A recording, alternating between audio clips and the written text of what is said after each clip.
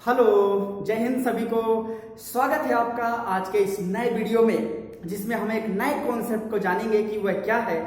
और वो कॉन्सेप्ट है हमारे barrier free environment and least restrictive environment. इन दोनों की फुल फॉर्म भी कई बार पूछता है, और जो हमारे मन में भ्रम रहता है कि क्या ये दोनों एक हैं या दोनों अलग अलग हैं। तो इनके बारे में हम गहराई से पूरा विस्तार से चर्चा करेंगे।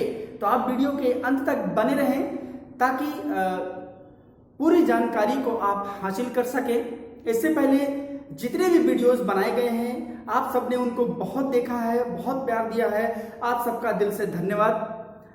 अगर आप चैनल में नए हैं तो प्लेलिस्ट में जाइए और जितने भी वीडियोस अभी तक बनाए जा चुके हैं उनके टोटल नेम वाइज वीडियोस बने हुए हैं। चाहे वो एमसीक्यू सीरीज हो, स्पेशल एजुकेशन से रिलेटेड, या साइकोलॉजी से रिलेटेड हो, या डिसेबिलिटी रिलेटेड थ्योरीज से रिलेटेड वीडियोस हो, आप उन्हें जरूर देखिए, आपको पूरी जानकारी मिलेगी। अगर आप चैनल में नए हैं तो चैनल को सब्सक्राइब जरूर करें एंड साथ ही बेल आइकन को जरूर प्रेस करें। वो इसलिए क्योंकि ऐसे ही महत्वपूर्ण वीडियो का लाभ आप हमेशा उठाते रहेंगे। क्योंकि नोटिफिकेशन आता रहेगा। और वीडियो को लाइक करना ना भूलें। तो चलिए स्टार्ट करते हैं आज के इस वीडियो को। हम समझते हैं ये कॉन्सेप्ट को कि वास्तव में इन दोनों में कोई अंतर है या दोनों एक समान है। तो जैसा कि आप देख रहे हैं बैरियर फ्री एनवायरनमेंट, जिसको हम शॉर्टकट में क्या कहते हैं, BFE, barrier free environment. Hindi में कहते हैं बाधा मुक्त वातावरण। अगर हम इसको सामान्य एक वाक्य में देखते हैं जहां पर किसी भी तरीके की बाधा ना हो, पूरी तरीके से फ्री हो, बैरियर फ्री, उसे हम बाधा मुक्त वातावरण कहते हैं। लेकिन क्या ऐसा हर जगह संभव है? शायद नहीं, क्योंकि वर्तमान में जो हम बाधा मुक्त वातावरण को समझते हैं वो फिजिकली समझते हैं। दूसरे एस्पेक्ट को हम बिल्कुल भी नहीं देखते हैं, जिसमें बहुत सारे ऑर्गेनाइजेशंस, स्कूल, जो विद्यालय होते हैं, यूनिवर्सिटीज होती हैं, उनमें ज्यादातर ये चीजें पाई जाती हैं, जिनमें से रैंप हो गया, रेलिंग हो गया, लिफ्ट, टैक्टाइल। सेंसर बहुत कम जगह पाया जाता है। सेंसर का मतलब होता है कि जैसे जो दरवाजा है, अगर हम उसके पास जाते हैं तो हमारे बिना टच किए वो अपने आप ओपन हो जाए। ऐसा बहुत कम जगह, बहुत कम संस्थानों में दिखता है। क्योंकि अगर हम एनवायरनमेंट की बात करते हैं तो ज्यादातर जो दिव्यांग बच्चे होते हैं वो विद्यालय में पढ़ने जाते हैं और उन्हें वहां बहुत सारी कठिनाइयों का सामना करना पड़ता है। तो हम केवल विद्यालय में ही नहीं बल्कि समाज के किसी भी पब्लिक प्लेस में हो, वहां पर हमें इस तरीके की सुविधाएं मिल सकें तो ज्यादा बेटर होता है। लेकिन क्या हम उस स्थिति तक पहुंच पाते हैं? क्या हमारे लिए वो मौजूद है? ये सारी चीजों के बारे में हम जानेंगे। जो रैंप है, रेलिंग है, लिफ्ट है, टैक्टाइल है, ये क्या हर विद्यार्थी के लिए उचित है? मान लीजिए कि अगर रैंप बना हुआ है और एक सेरेब्रल पॉल्सी बच्चा है जिसके हाथ भी ठीक से मोटर काम नहीं करते और पैर भी काम नहीं करते, तो क्या वो पूरी तरीके से चल सकता है? शायद नहीं। तो जो बैरियर फ्री एनवायरनमेंट का कॉन्सेप्ट है वो पूरी तरीके से 100% नहीं है। ये केवल एक एस्पेक्ट में हो सकता है। जैसे अगर कोई फिजिकल डिसेबल्ड चिल्ड्रन है, बच्चा है, और मान लीजिए उसको रैंप से ऊपर तक जाना है, तो वो केवल उसी के लिए उपयोगी हो सकता है जिसके हाथ फिट हों। और जब रैंप बनती है तो एक जैसे नहीं बनती। सपोज अगर हमने ऐसे रैंप बना दी और एकदम सीधे, तो अगर केवल सीधे रहेगी तो शायद चढ़ना मुश्किल हो जाएगा। इसलिए हम बीच में क्या करते हैं, स्टॉप बनाते हैं, ताकि जो बच्चा वहां जाएगा, हो सकता है थक जाए, खुद से जा रहा हो अपनी व्हील चेयर लेकर के, तो यहां वो क्या करे, स्टॉप कर सके। यहां वो क्या कर सके, स्टॉप कर सके, रुक सके। और रुकने के बाद थोड़ा देर रेस्ट करके फिर वो आगे की ओर चल सके।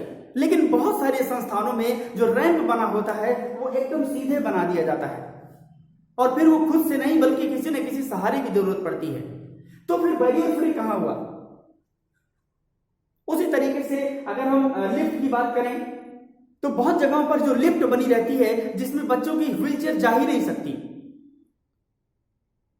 तो लिफ्ट भी इतनी बड़ी होनी चाहिए ताकि लिफ्ट जा सके, उनकी जो ट्राई साइकिल है, उनकी जो व्हील चेयर है, वो जो उनका जो इक्विपमेंट है जिससे वो चलते हैं, जो सहायक उपकरण है, वो भी लेकर के जा सके, तभी वो बेटर है। अदरवाइज अगर खुद ही जाएंगे तो ऊपर जब दूसरे किसी फ्लोर में जाएंगे तो वहां पर किसके सहारे वो मूवमेंट करेंगे, तो ये भी बहुत इंपॉर्टेंट है।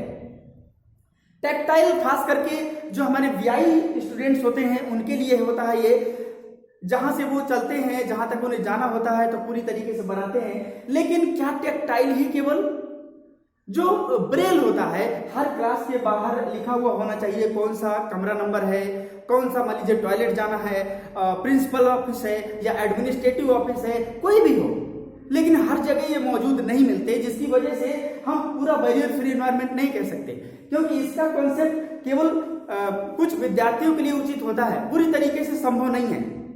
लेकिन इसका अर्थ यही होता है कि जहां पर किसी भी तरीके की कोई समस्या ना हो तो उसे हम बैरियर फ्री एनवायरनमेंट कहते हैं, पूरी तरीके से बाधा मुक्त। लेकिन क्या फिजिकली ही हम इसको समझते हैं? हम थोड़ा सा इसको भी देखते हैं। जो लीस्ट रिस्ट्रिक्टिव एनवायरनमेंट होता है, इन दोनों का फुल फॉर्म कई बार पूछा गया है किसी न किसी एग्जाम में, तो इसलिए आपको समझना जरूरी है, जिसको हम न्यूनतम बाधित वातावरण कहते हैं। और ये जो वातावरण है यानी कि कहीं ना कहीं न्यूनतम बाधा है, हर जगह पूरी तरीके से फ्री नहीं हो सकता, तो ये थोड़ा सा सटीक बैठता है।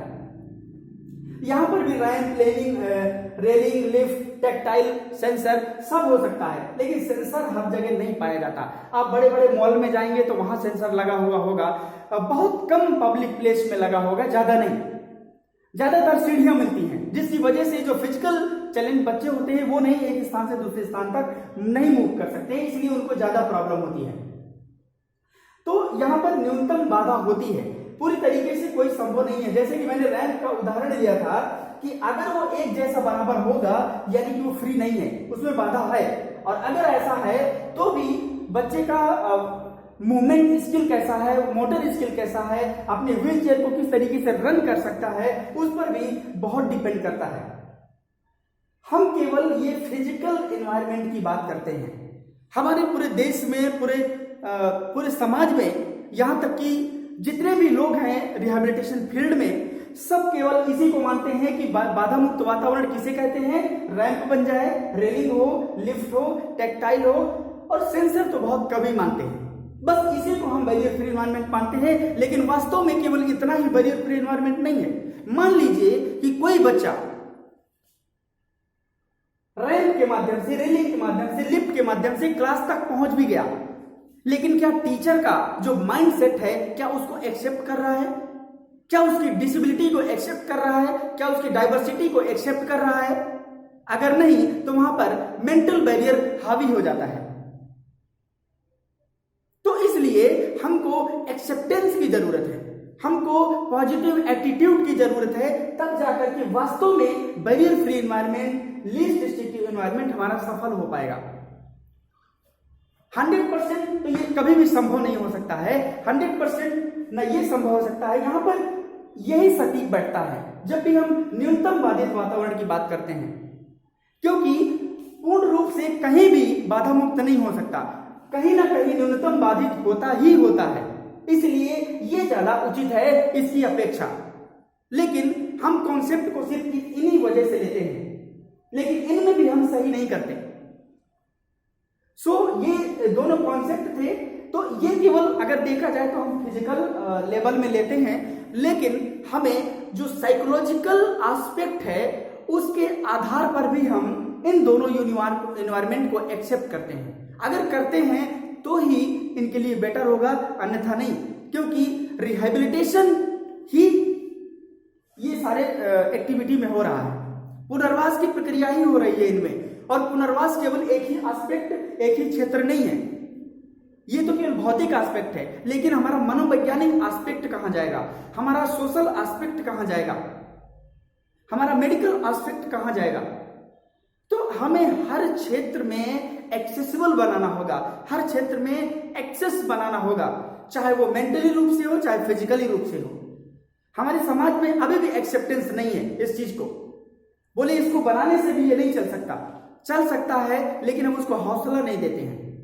एक किसी को हौसला देना, मोटिवेशन एक अपने आप में एक एनवायरनमेंट क्रिएट करता है, एक सिचुएशन क्रिएट करता है, एक एबिलिटी क्रिएट करता है, जो हर एक शिक्षक में, विशेष शिक्षक में, रिहेबिलिटेटर में होना ही चाहिए। और जब तक ये नहीं होता तब तक हम इन कॉन्सेप्ट को केवल किताबों में पढ़ते रहेंगे, प्रैक्टिकली कभी साबित नहीं कर सकते।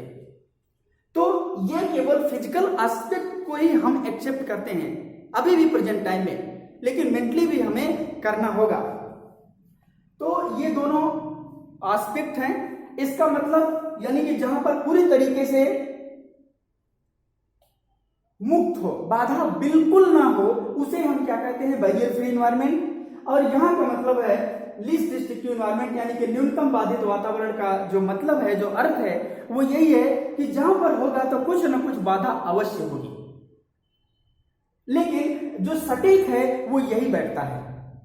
ये कुछ बच्चों के लिए उचित हो सकता है।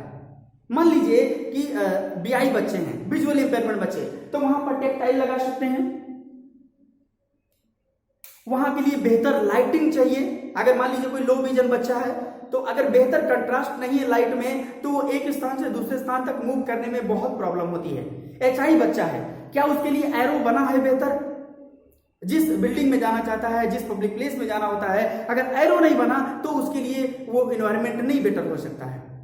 वो फिजिकल रूप से चल सकता है, लेकिन उसके लिए एरो चाहिए, उसके लिए लाइटिंग चाहिए। लाइटिंग मतलब जिस रूम में बैठा है या जहां पर जाना चाहता है उसको एक इंडिकेट करे किसी चीज को, उसके लिए वाइब्रेशन बेटर होता है, जो कि हमारे पास ये सुविधाएं बहुत कम देखी जाती हैं। हालांकि टेक्नोलॉजी के जो दौर है वर्तमान में, तकनीकी का दौर है, वो काफी हद तक विकसित हो चुका है, जिसकी वजह से ये सब सफल हो रहे हैं। लेकिन अभी भी जो हमारा एक्सेप्टेंस है वो केवल इन्हीं चीजों पर है। तो हमें इसके ऊपर भी उठ करके साइकोलॉजिकल एस्पेक्ट में हमें जोड़ना होगा कि वास्तव में बैरियर फ्री एनवायरनमेंट और लीस्ट रिस्ट्रिक्टिव एनवायरनमेंट। और अगर वर्तमान के दौर में पूरी तरीके से देखें तो अगर BFE है, तो अगर हम इसको EBFE बना दें, इलेक्ट्रॉनिक बैरियर फ्री एनवायरनमेंट, क्योंकि प्रेजेंट टाइम में कोई भी बच्चा घर में ही है, वो केवल मोबाइल से, लैपटॉप से ही पढ़ रहा है, तो क्या हम इसके लिए एक्सेसिबल बना पा रहे हैं? हमने पढ़ाने को कह दिया, लेकिन अगर उसके पास व्यवस्था नहीं है तो क्या हम उसे प्रोवाइड कर पा रहे हैं? शायद नहीं। तो ये भी 100% नहीं हो पाता है। अगर हम इसको मानते हैं ELRE, electronic least restrictive environment, न्यूनतम बाधित वातावरण, तो क्या हम इसके लिए तैयार हैं? क्या हमारे पास सिस्टम मौजूद है? क्या हमारे पास कनेक्टिविटी मौजूद है? हम डिजिटल की दुनिया में प्रवेश तो कर सकते हैं, लेकिन क्या पूरी तरीके से एनवायरनमेंट को बेहतर बना सकते हैं? अगर ऐसा हो सकता है, दैट इज बेटर।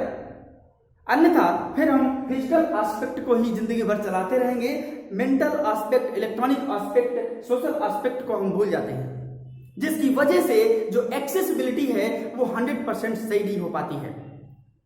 रिहेबिलिटेशन पर भी मैं एक वीडियो बनाया हूं, थ्योरी का लगभग 40 मिनट का वीडियो होगा, आप उसे जरूर देखिए। यूट्यूब चैनल में जाकर के प्लेलिस्ट में आपको मिल जाएगा, आपको रिहेबिलिटेशन का पूरी जानकारी उसमें मिलेगी कि वास्तव में वो होता क्या है। तो आशा करता हूं कि ये दोनों जो एस्पेक्ट है वो समझ में आए होंगे कि हमें केवल फिजिकल एस्पेक्ट ही नहीं, अगर इसको सफल बनाना है तो हम जो मेंटल एस्पेक्ट है, जो साइकोलॉजिकल एस्पेक्ट है, उसको भी हमें पॉजिटिव रूप में लेना होगा, तब जाकर के बन सकता है। और प्रेजेंट सिनेरियो में इलेक्ट्रॉनिक बैरियर फ्री एनवायरनमेंट या इलेक्ट्रॉनिक लीस्ट रिस्ट्रिक्टिव एनवायरनमेंट को भी फॉलो करना होगा। हमारे पास सिस्टम ही सब कुछ नहीं है, अगर सिस्टम के साथ कनेक्टिविटी नहीं है तो शायद अच्छा नहीं है। तो इसलिए ये सब चीजें जरूरी हैं। तो आशा करता हूं ये वीडियो आपको पसंद आया होगा। कमेंट करके सुझाव दीजिए, या किसी भी तरीके का आपको लगता है कि कुछ और बताना चाहिए तो आप कमेंट में जरूर बताइए। तब तक के लिए जय Hind, thank you so much, बहुत बहुत धन्यवाद आपका वीडियो देखने के लिए।